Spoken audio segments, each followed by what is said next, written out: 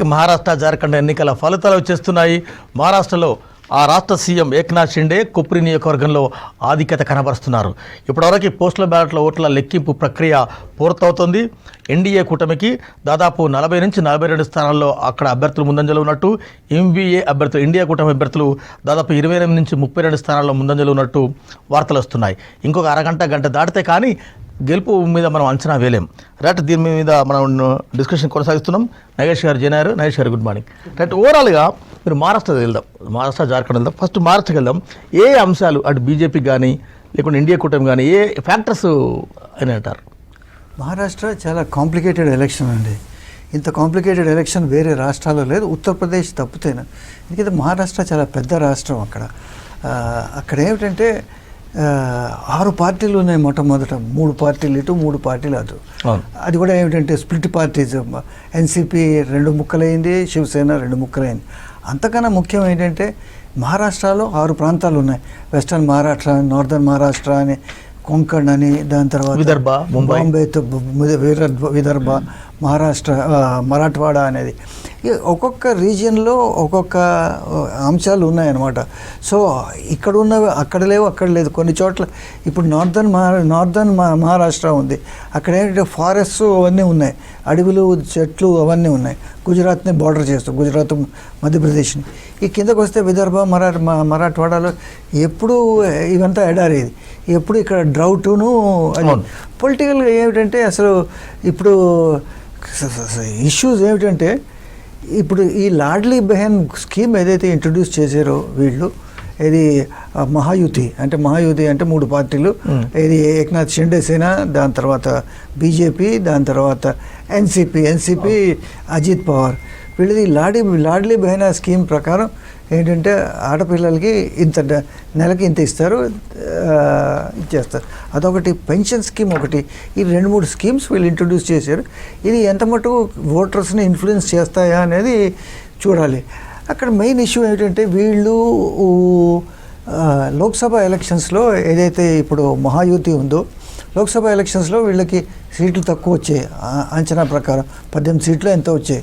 So ఇప్పుడు ఏమిటంటే దాని మీద ఇంప్రూవ్ చేయాలంటే ఈ లాడ్లీ బెహన్ స్కీము, ఉమెన్ ఓటర్స్ ఎంతమంది టర్న్అవుట్ ఉందో వాటి మీద డిపెండ్ అవుతుంది ఈ ఎలక్షన్ రిజల్ట్.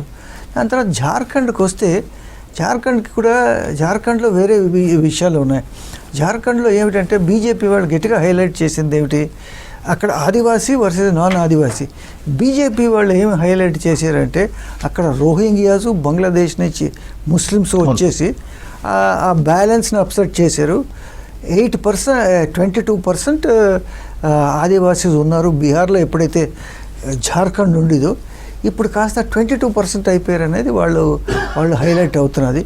సో వాళ్ళు చెప్పేది ఎంత మటుకు పనికొస్తుందో జార్ఖండ్లో చూడాలి. అంటే ఏ ఇష్యూ అంటే మామూలుగా సరే ఇష్యూస్ రకరకాలుగా ఉన్నాయి. మహారాష్ట్రలో జార్ఖండ్లో రిజల్ట్ ఎట్లా ఉండబోతుంది యాజ్ పర్ యువర్ క్యాలిక్యులేషన్స్? అంటే అది చాలా కొంచెం దుస్సాహసం అవుతుంది రిజల్ట్ చెప్పడం. ఎందుకంటే ఇన్ని మూవింగ్ పార్ట్స్ ఉన్నాయి ఈ మహారాష్ట్రలోనే. సో చెప్పలేము. బట్ అంటే మనకి ఒకటే బేసిస్, ఇది ఎగ్జిట్ పోల్స్. 4 ఎగ్జిట్ పోల్స్ కూటమికి, బీజేపీ కూటమికి ఫేవర్గా చెప్పి, 2 ఏమో మహావికాస్ అఘాడీకి చెప్పి, ఒకటేమో హంగ్ అసెంబ్లీ అనేది ఉన్నది. బట్ చెప్పడం చాలా కష్టం అండి. ఇంకో గంటన్నరలో తెలిసిపోయే రిజల్ట్ గురించి ఇప్పుడు స్పెక్యులేషన్ చేసే అవసరం. హర్యానా ఎగ్జిట్ పోల్స్ తర్వాత మహారాష్ట్ర, జార్ఖండ్ ఎగ్జిట్ పోల్స్ చూస్తేనే చివరి కడపటి రిజల్ట్ వచ్చేంత వరకు మనం నమ్మలేమనే పరిస్థితిలో దేశ జనమంతా ఉన్నారు. రాజకీయ విశ్లేషకులు, రాజకీయ పండితులు అదే నిర్ణయానికి వస్తున్నారు. చూద్దాం ఏ అరగంట కాగంట మహారాష్ట్ర, జార్ఖండ్లో ఫలితం ఎట్లా ఉంటుంది, ఎట్లా పోతుందన్నది. ఇప్పటివరకైతే పోస్టల్ బ్యాలెట్లో 2 రాష్ట్రాల్లోనూ కూడా ఎన్డీఏ కూటమిలో ఆధిక్యత కనబరుస్తున్నట్టు వార్తలు వస్తున్నాయి. రైట్ మహేష్ గారు, కాంగ్రెస్ పార్టీకి మహారాష్ట్ర అనేది జీవనమరణ సమస్య. హర్యానా రిజల్ట్ తర్వాత హర్యానాలో మీరు గెలవాలి, సరే కొంత అనైక్యత, కొంత రకరకాల ఇష్యూ, కానీ దాని గుణపాఠాన్ని తెచ్చుకొని కూడా మహారాష్ట్ర, జార్ఖండ్లో ఎందుకు పర్ఫామ్ చేయలేకపోతున్నారనే చర్చ పొలిటికల్గా వస్తుంది. ఏం చెప్తారు? మహారాష్ట్ర, జార్ఖండ్లో 2 కూడా మేము, జార్ఖండ్లో మేము రూలింగ్లో ఉన్నాం. మహారాష్ట్రలో మళ్ళీ తిరిగి వాళ్ళు బీజేపీ కుట్రల వల్ల పోయిన సర్కార్ను మళ్ళీ తెచ్చుకోవడానికి ప్రజల దగ్గర పోయి కావాల్సిన అన్ని ప్రమాణాలు అన్ని విషయాలు చేసినాం. ఇక్కడ నుంచి కూడా మన రాష్ట్ర ముఖ్యమంత్రి రేవంత్ రెడ్డి గారు కూడా పోయి అక్కడ ఉన్నటువంటి రైతులకు కాంగ్రెస్ ప్రభుత్వం అధికారంలోకి వస్తే చేపట్టే గ్యారెంటీల గురించి వివరించి రావడం జరిగింది. చాలా చోట్ల కూడా మన జార్ఖండ్ అయితే బట్టి విక్రమార్క గారు మా ఉప ముఖ్యమంత్రి గారు వెళ్ళారు. సో అట్లా తెలుగు ఇన్ఫ్లుయెన్స్ ఉన్న, ఎందుకంటే తెలుగు నైబరింగ్ స్టేట్సే కాబట్టి మన డెఫినెట్లీ కొంత పార్ట్ మన ఇన్ఫ్లుయెన్స్ ఉంటుంది. అంటే సౌత్ బాంబే కానీ సౌత్ మహారాష్ట్ర కానీ తర్వాత జార్ఖండ్లో కానీ మన ప్రభావం ఉంటుంది. డెఫినెట్గా ఈ మోడీ మూడోసారి అధికారంలోకి వచ్చిన తర్వాత దేశం ఎట్లా ఆగమవుతున్నది అనే దాని మీద రైల్వే యాక్సిడెంట్స్ జరిగినా, రైతులు సమస్యల్లో ఉన్నా, వరదలు వచ్చినా ఏ రోజు ఏ క్షణం ₹1 తీసి ప్రజల సౌకర్యం కోసమో ప్రజలను ఆదుకోవడానికో ఖర్చు పెట్టినటువంటి పాపన పోలేదు. తో పాటుగా కొత్తగా అదానీ సంబంధించిన కేసులు కానీ, సెబీ పవర్లోకి వచ్చిన కొత్తలో సెబీ చైర్మన్ మీద అదానీ మీద వచ్చినటువంటి అలిగేషన్స్ కానీ, సో ఇవన్నీ కూడా డెఫినెట్గా మహారాష్ట్ర ప్రజలు అర్థం చేసుకునే ఓటేసారని అనుకుందాం. బట్ అక్కడ నేనేమంటున్నా అంటే చాలా ఇదిగా పశ్చిమ మహారాష్ట్రలో శరద్ పవార్ గారిది చాలా స్ట్రాంగ్ హోల్డ్ ఉంటుంది. అది అజిత్ పవార్ గారు మొన్నటిదాకా అజిత్ పవార్ గారు సిబిఐ ఛార్జ్ షీట్లో ఉంటారు, హౌసింగ్ స్కామ్లో ఇన్వాల్వ్ ఉంటారు. అట్లాంటి వాళ్ళని వీళ్ళు దగ్గరకు కూడా రానియరు. మళ్ళీ ఇవాళ సంకనెత్తుకొని ఆయనను పట్టుకొని ప్రచారం చేస్తుంది బీజేపీ.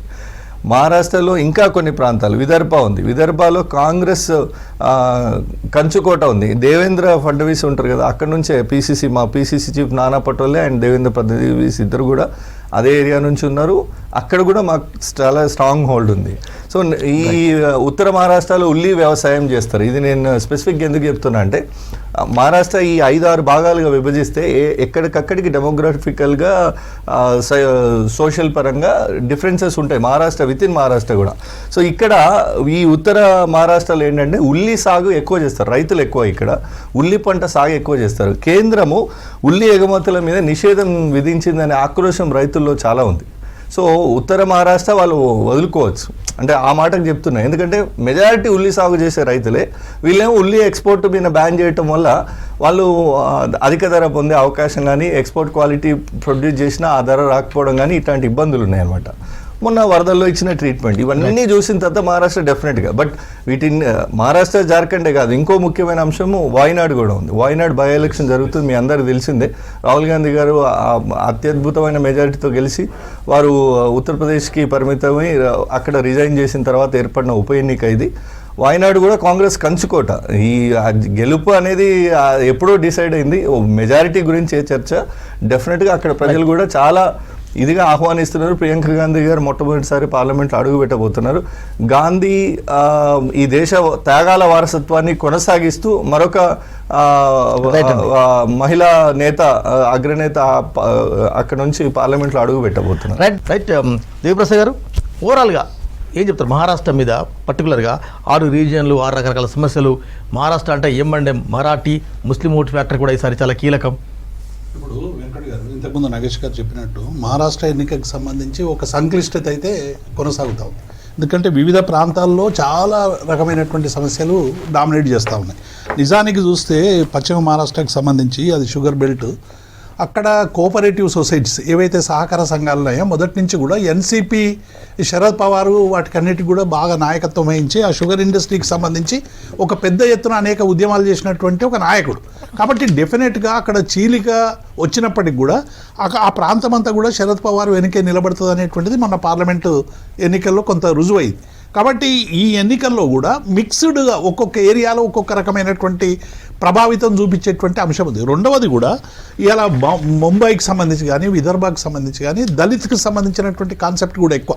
అంబేద్కరిస్టులు వాదన కావచ్చు, లేకుంటే సెక్యులర్కు సంబంధించినటువంటి ఒక హైయెస్ట్ రిగార్డుతో జరిగినటువంటి అనేక ఉద్యమాలు ఉన్నాయి అక్కడ.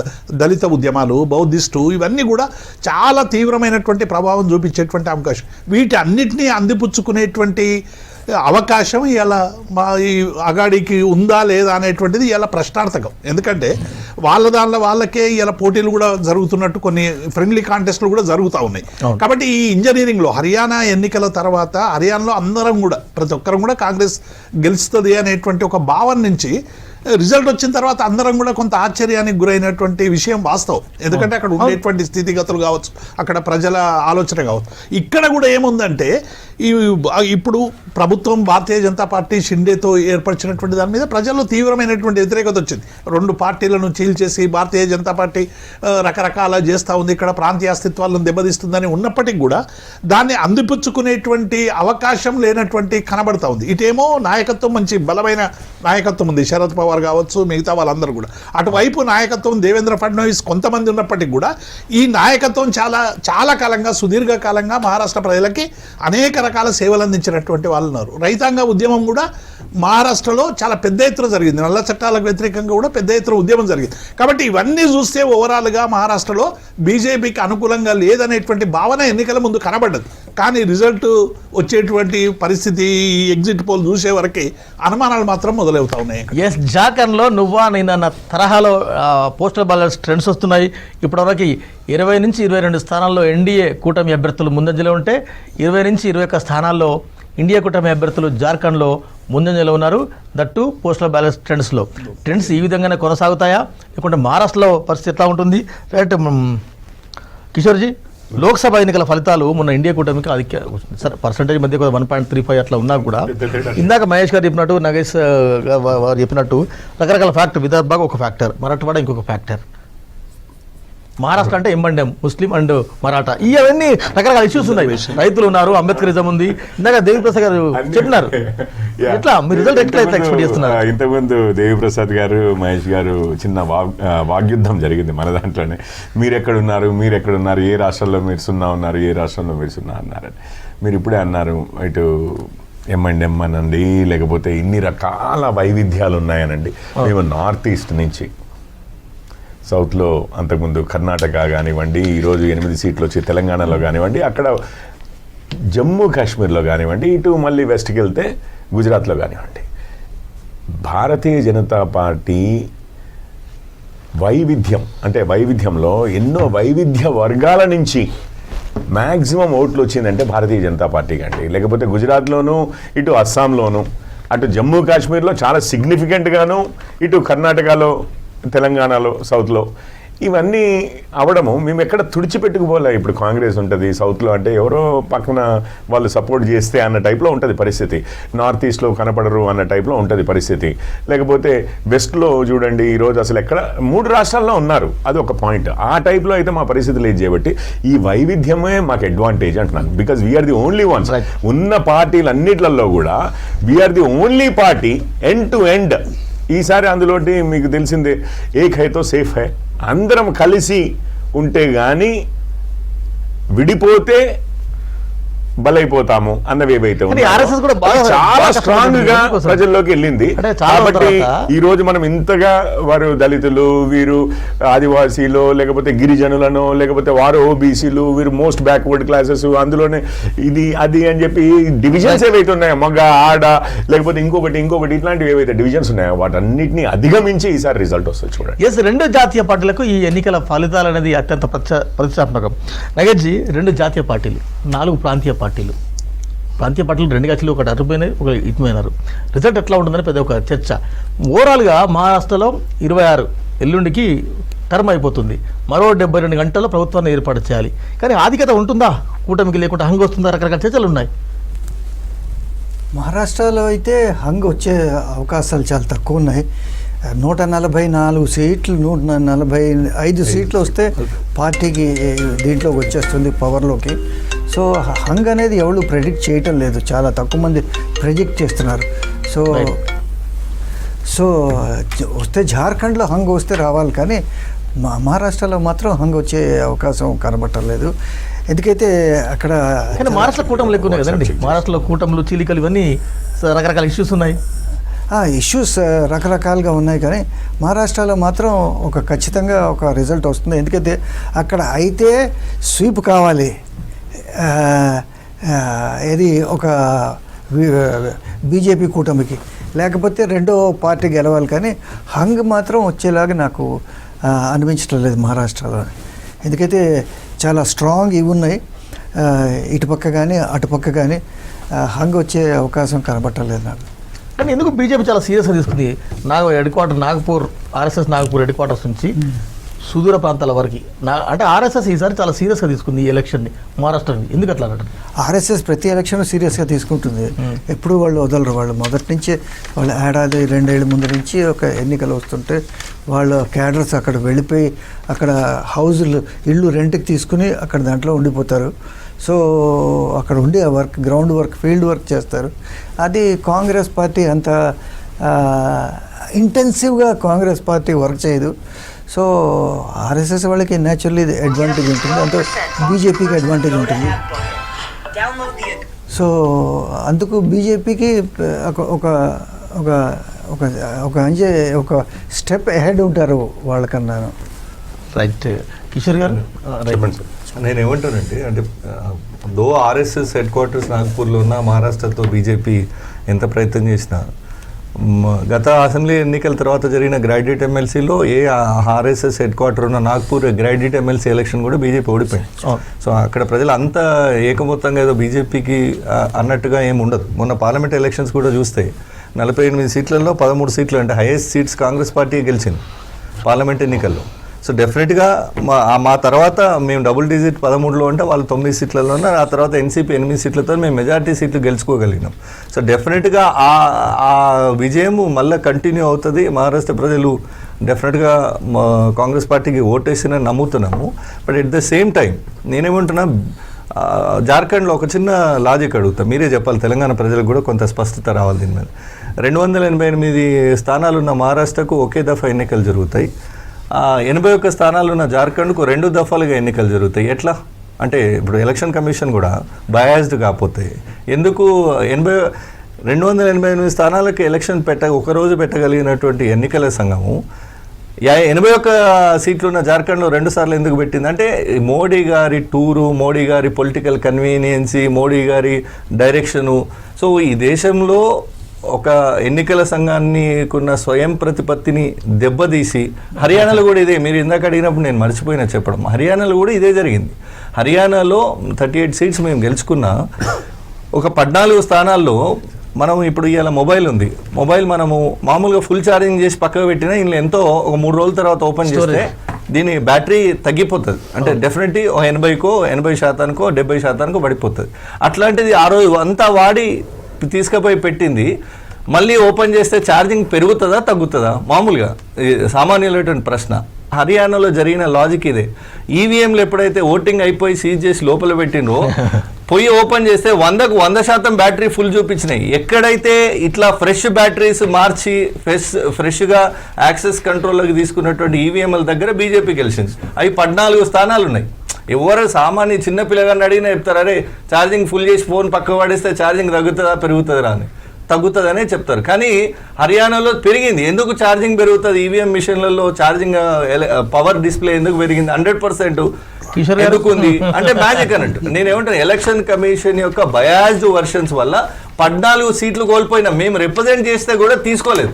ఇమీడియట్ రిప్రజెంట్ చేసినాం, ఇవన్నీ ఇష్యూస్ ఉన్నాయి, మీరు దీన్ని రిజాల్వ్ చేయండి అంటే కూడా ఎలక్షన్ కమిషన్ మా వాదనలు అడ్రస్ చేయాలి. అవన్నీ అది అంతకుముందు డిస్కషన్లో వైఎస్ఆర్సీపీ వాళ్ళు ఇది రైజ్ చేసింది బాగా పెద్దగా. ఒకరోజు సింపుల్గా నేను మరీ ఇప్పుడు ఎంత అయిందండి టైం 8:38 కల్లానే ట్రెండ్స్ వచ్చేస్తాయి అనుకోలేదు. వచ్చేస్తున్నాయి. అవి కేవలం బ్యాలెట్. ఇక్కడ ఆర్గ్యుమెంట్స్ లోనే మీకు ట్రెండ్ తెలిసిపోతుంది, కారణాలు వెతికేస్తున్నారు. మోడీ గారు 2 సార్లు అది కాదు, మోడీ గారు 2 దఫాల్లో పెట్టింది ఎందుకంటే మోడీ గారు ప్రచారం చేయొచ్చని. రాహుల్ గాంధీ గారు కూడా ప్రచారం చేయొచ్చండి. సమయం ఎక్కువ ఇస్తే ఒక్క విషయం, సమయం ఎక్కువ ఇస్తే మీకు డిసడ్వాంటేజ్ అంటున్నారా? మా లీడర్ని ఎక్కువసేపు ప్రజలకు చూపిస్తే మేము ఇంకా తగ్గిపోతాము, తక్కువ ఫాస్ట్గా అసలు కనపడకుండానే ఎలక్షన్లు ఫినిష్ చేయండి అంటున్నారు.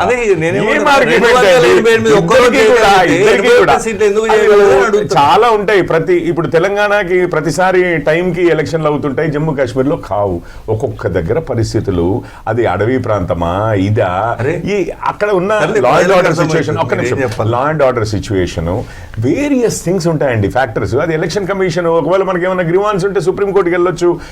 ఎస్పెషల్లీ ప్రజల్లోనే కడిగేయచ్చు కదా. చాలాసార్లు ఏమవుతుంది ఇప్పుడు మన రాష్ట్రంలో అయినా కదా. కాకపోతే చాలా ఇంట్రెస్టింగ్ థింగ్స్ ఏంటంటే, ఒకటి ఈ 8:39 కల్లా ఇట్లా అవుతుందని నేను అనుకోలేదు. బట్ థ్యాంక్స్ ఫర్ మహేష్ గారు. నాకు కూడా కొంచెం పాజిటివ్గా అనిపిస్తుంది కదా ఆల్రెడీ ఈ ఎక్స్క్యూజ్. అయితే రెండోది ఏంటంటే, కాకపోతే తప్పనిసరిగా హిమాచల్ కర్ణాటక నేనేం అనట్లేదండి, నేను ట్రెండ్స్ చెప్పట్లేదు. కాకపోతే మా నమ్మకాన్ని అయితే, విశ్వాసాన్ని అయితే నేను చెప్తున్నాను.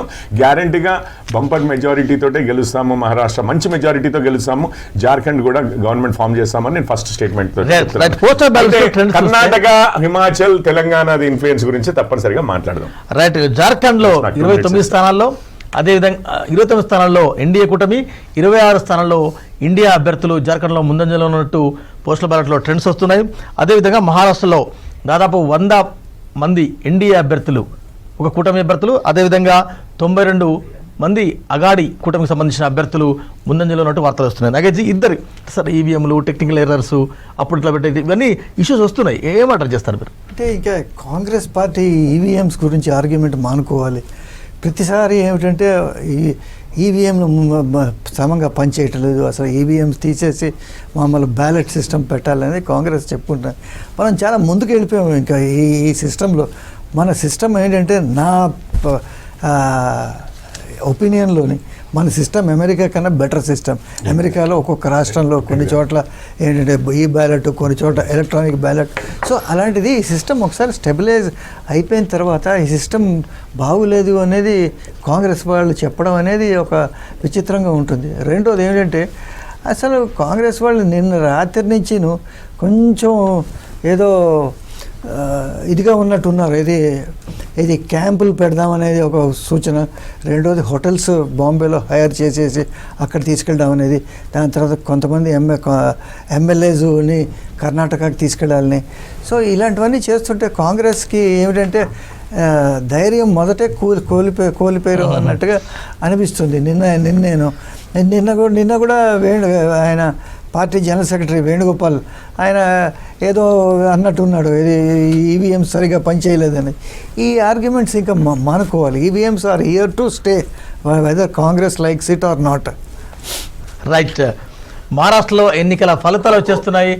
అక్కడ సీఎం ఒక్క మాట నేను ఏమంటున్నా, డ్యూ రెస్పెక్ట్ టు నాగేష్ గారు, వారు పెద్దలు, వారు నేను గౌరవిస్తా. బట్ నేను విభేదిస్తున్నాను వారితో. ఎందుకంటే technology always accessible to hackers అనే విషయం అది వరల్డ్లీ ఎస్టాబ్లిష్ అయింది ఒకటి.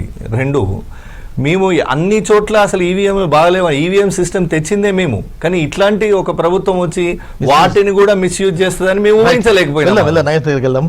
వైరాడ్లో ప్రియాంక గాంధీ దూసుకుపోతుంది. అదేవిధంగా మహారాష్ట్రలో సీఎం కొప్రి నియోజకవర్గంలో ఏక్నాథ్ షిండే ముందంజలో ఉన్నట్టు, బారామతి అసెంబ్లీ సెగ్మెంట్ నుంచి అజిత్ పవార్ వెనుకంజలో ఉన్నట్టు వార్తలు వస్తున్నాయి. అదేవిధంగా మహారాష్ట్రలో పీసీసీ చీఫ్ పటేల్ సపోరి నియోజకవర్గం నుంచి వెనుకంజలో ఉన్నారు. ఇంకా చాలా ట్రెండ్స్ వచ్చేస్తున్నాయి. తొలి రౌండ్లో ప్రియాంక గాంధీకి 3000 ఓట్లకు పైగా ఆధిక్యత కనబరుస్తున్నారు. అక్కడ ఉప ఎన్నికల్లో పోస్టల్ బ్యాలెట్ల ఓట్ల లెక్కింపు పూర్తయింది. తొలి రౌండ్లో ప్రియాంక గాంధీ లీడ్ 3000 ఓట్లు వస్తున్నట్టుగా మనకు తెలుస్తోంది. ఇకపోతే ఏక్నాథ్ షిండే ముందంజలో ఉన్నారు. అదేవిధంగా కుప్రి కాన్స్టిట్యున్సీ నుంచి వారు పోటీ చేస్తున్నారు. వారు ముందంజలో ఉన్నట్టు వార్తలు వస్తున్నాయి. అక్కడ ప్రియాంక పైన పోటీ చేసిన బీజేపీ అభ్యర్థి నవ్య హరిదాస్ తాను వెనుకంజలో ఉన్నారు. ఇక ఎప్పటికప్పుడు మనం రిజల్ట్ చూస్తున్నాం. బారామతి నుంచి అజిత్ పవార్ వెనుకంజలో ఉన్నారు. ఇప్పటివరకు మహారాష్ట్రలో 113 సీట్లలో ఎన్డీఏ అభ్యర్థులు ముందంజలో ఉన్నారు. ఎంవీఏ అగాడి కూటమి అభ్యర్థులు 93 స్థానాల్లో ముందంజలో ఉన్నట్టు వస్తుంది. ఇక జార్ఖండ్లోనైతే ఫలితాలు నువ్వా నేనన్న తరహాలో వస్తున్నట్టు మనకు తెలుస్తోంది. హేమంత్ సోరెన్ అక్కడ లీడ్లో ఉన్నారు. రైట్. దేవప్రసాద్ గారు, ఓవరాల్గా ఒకసారి జార్ఖండ్ వెళ్దాం. జార్ఖండ్లో పరిస్థితి కొంత టైట్గా వస్తుందని, కొంత అంటే టఫ్ ఫైట్గా ఉందంటున్నారు. ఎట్లా ఉంటుంది అంటే అక్కడనేమో ఇప్పటికే గవర్నమెంట్ ఉంది అక్కడ, జార్ఖండ్ జేఎంఎం కాంగ్రెస్ అలయన్స్.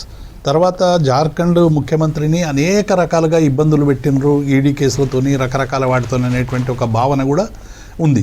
కాబట్టి ఇటువంటి సందర్భంలో అక్కడ ఏమైపోయినాయి అంటే, ఈ మైన్స్కు సంబంధించినటువంటి విషయాలలో భారతీయ జనతా పార్టీ ఏం చేస్తూ ఉందంటే, గిరిజనులకు సంబంధించినటువంటి జీవితాలు మారుస్తామని చెప్పి అనేక ఆశలు పెట్టి మొత్తంగా కూడా ట్రైబల్ ఏరియా నుంచి ఆ సంస్కృతిని అంతా కూడా పారదోలేటువంటి ప్రయత్నం చేస్తూ ఉన్నది. వేలాది మంది సైన్యాన్ని దించి ఇవాళ బహుళజాతి కంపెనీలకు అప్పచెప్పాలి ఈ మైన్స్ అనేటువంటి ఒక దాంతో ఇవాళ ఏమైపోయిందంటే ఆ స్టేట్కు సంబంధించినటువంటి కొంత ఆదివాసీలలో కూడా కొంత గందరగోళమైనటువంటి పరిస్థితులు ఏర్పడతా ఉన్నాయి. కాబట్టి శాంతి భద్రతల విషయం ఇవన్నీ కూడా జార్ఖండ్లో చాలా పెద్ద ప్రభావం చూపిస్తాయి. ఈ డబుల్ ఇంజన్ సర్కార్ ఉండాలి జార్ఖండ్లో అనేటువంటిది చాలా బలంగా బీజేపీ తీసుకొని పోయింది. ఎందుకంటే ఈ చిన్న రాష్ట్రం వచ్చినటువంటి పెద్దగా అభివృద్ధి జరగనటువంటి రాష్ట్రం, అంటే ఏ కాంగ్రెస్ ఉన్నా ఎవరున్నా కూడా అక్కడ ఉండేటువంటి సామాజిక పరిస్థితులు, అక్కడ ఉండేటువంటి భౌగోళిక పరిస్థితుల వలన ఛత్తీస్గఢ్ కానీ జార్ఖండ్ కానీ అనుకున్నంతగా ఇతర రాష్ట్రాలతో పోల్చి చూస్తే అభివృద్ధికి ఇంకా నోచుకున్నటువంటి ప్రాంతాలని మనం చాలా కనబడని ప్రాంతాలు ఉన్నాయి. అబూజ్గఢ్ అంటే కనబడని ప్రాంతం అని నిన్న మొన్న పేపర్లలో వస్తావు. కాబట్టి అటువంటి ప్రాంతాలు కూడా ఇవాళ చాలా ఉన్నాయి. లక్షలాది సైన్యాన్ని ఇంతకుముందు మహేష్ అన్నాడు, అంటే ఈ ఎన్నికలకు సన్నద్ధం గురించి ఉన్న సైన్యం అంతా ఛత్తీస్గఢ్ పంపారు. ఇప్పుడు మొత్తం టోటల్గా ఒక 100 మందిని వెతకడానికి లక్షల మంది సైన్యం పోతా ఉన్నది. అంటే జాతీయ పర్స్పెక్టివ్లో కూడా ఇవాళ ఎన్నికలు ఒకేసారి జరిపించినటువంటి ఒక పరిస్థితి కనబడుతుంది. మళ్ళీ ఒకే విధానం ఒకే ఎన్నిక ఎట్లా చేస్తారు? ఇప్పుడు ఇక్కడ ఏం చేస్తామంటే మీరేమో జార్ఖండ్కు 2 సార్లు కావాలి, ఛత్తీస్గఢ్కు 3 కావాలి, వెస్ట్ బెంగాల్కి 7 సార్లు కావాలి, 8 సార్లు కావాలి వెస్ట్ బెంగాల్. కాబట్టి ఇవన్నీ జరుగుతున్నటువంటి క్రమంలో కాంట్రవర్సీ కనబడతా ఉంది. మీరు ఒకేసారి ఎన్నికలు జరుపుతామని ఉన్నటువంటి భారతీయ జనతా పార్టీ ఆలోచన విధానం ఎందుకు ఇప్పుడు జరుపుతున్నటువంటి ఎన్నికల్లో కనీసం రిఫ్లెక్షన్ అయినా ఎందుకు కావడం లేదు? అంటే మీరు చెప్తున్నది ఏంది, చేస్తున్నది ఏంది అనేటువంటి విషయంలో కూడా కొంత గందరగోళంగా ఉంది. ముఖ్యంగా బీజేపీని గెలిపించడానికి ఎంఐఎం చాలా తహతాలాడింది మహారాష్ట్రలో. ఆయన ప్రసంగాలు వైరల్ అయినాయి, మనం చెప్పుకోవడం అంతా కాదు. ఏమైపోయిందంటే బీజేపీని ఎక్స్పోజ్ చేసేటువంటి క్రమంలో ఎంఐఎం చేస్తున్నటువంటి ఇంకో పని ఏంటంటే మిగతా సెక్షన్ అంతా కూడా పోలరైజ్ చేసే ప్రయత్నం చేస్తుంది. వీళ్ళు చేసే పని వాళ్ళు చేస్తున్నారు. అట్లా మాట్లాడడం వల్ల సహజంగానే కొంత పోలరైజ్ అయ్యేటువంటి అవకాశం ఉంది. అందుకే మహారాష్ట్రలో కూడా మైనార్టీలకు సంబంధించి ఒకవైపు ఉంటే మేమంతా ఒకవైపు ఉంటామనేటువంటి ఒక భావన క్రియేట్ చేసే విధంగా ఇలా ఎంఐఎం ప్రవర్తిస్తూ ఉంది. కాబట్టి ఇది కూడా ఒక పెద్ద నష్టంగా జరిగేటువంటి అవకాశం చాలా స్పష్టంగా కనబడుతూ ఉంది. కాబట్టి జార్ఖండ్లో డెఫినెట్గా ఆదివాసీలు ఎక్కువ, ఆదివాసీల సంక్షేమం కోసం ప్రయత్నం చేస్తున్నటువంటి అనేక విషయాలు ఉన్నాయి. కాబట్టి కొద్దిగా అక్కడ టఫ్ కాంటెస్ట్ కనబడతా ఉంది.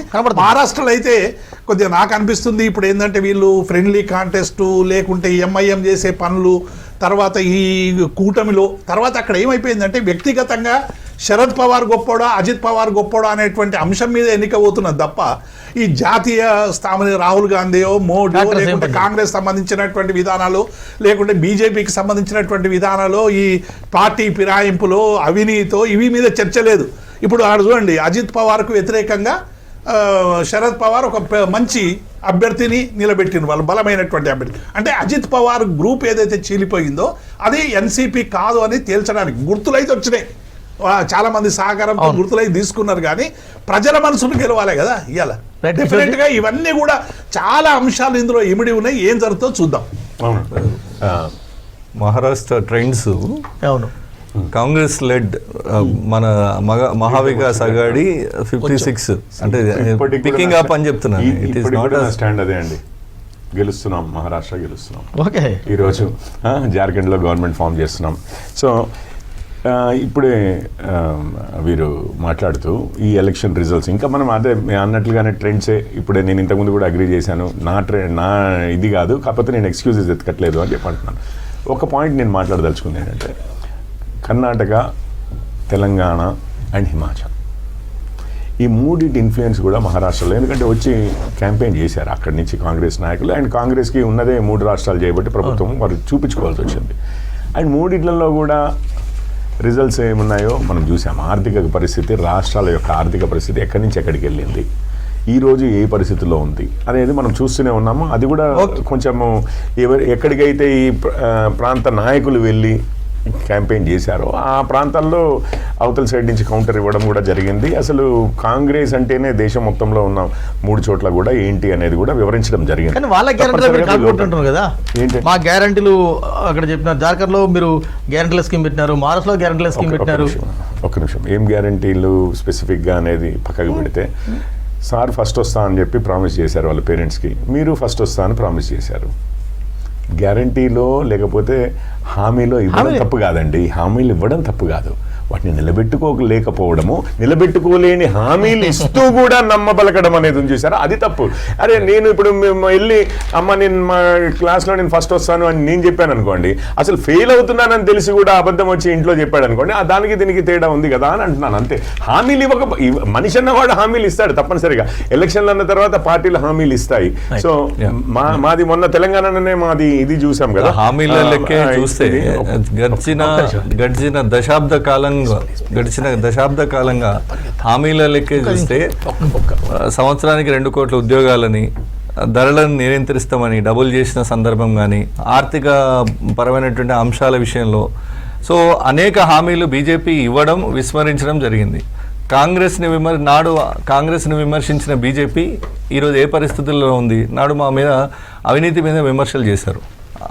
ఈరోజు అదే అవినీతి దేశంలో పెట్టిపోయింది. కేవలం ఈ దేశ ప్రజల యొక్క సొత్తును మొత్తం, సంపదను మొత్తము అదాని అంబానీ చేతిలో. అదాని పరిస్థితి ఏంది ఇలా, ఏ రకంగా ఇంకా ఇక్కడైతే ఈడీ, సెబీ ఇవన్నీ కూడా మోడీ చెప్పు చేతుల్లో ఉన్నాయి కాబట్టి ప్రొటెక్ట్ చేయగలిగింది ఇన్ని రోజులు. ఇప్పుడు అది పరిధి దాటి అమెరికాలో కేసు రిజిస్టర్ అయింది. ఒకవేళ అది ప్రూవ్ అయితే దాదాపు 20 ఏళ్ళు జైలు జీవితం అదాని అనుభవించే పరిస్థితి ఉంటుంది. దానికి ఇన్ని రోజులు అదానిని పెంచి పోషించింది ఎవరు, మోడీ అని దేశ ప్రజలకు తెలియదు. సో ఈ రకమైన అవినీతి కూడా ఖచ్చితంగా ఈ ఎన్నికల్లో ప్రజలు ఆలోచించి ఓటు వేసి ఉంటారని నమ్ముతున్నాం మేము.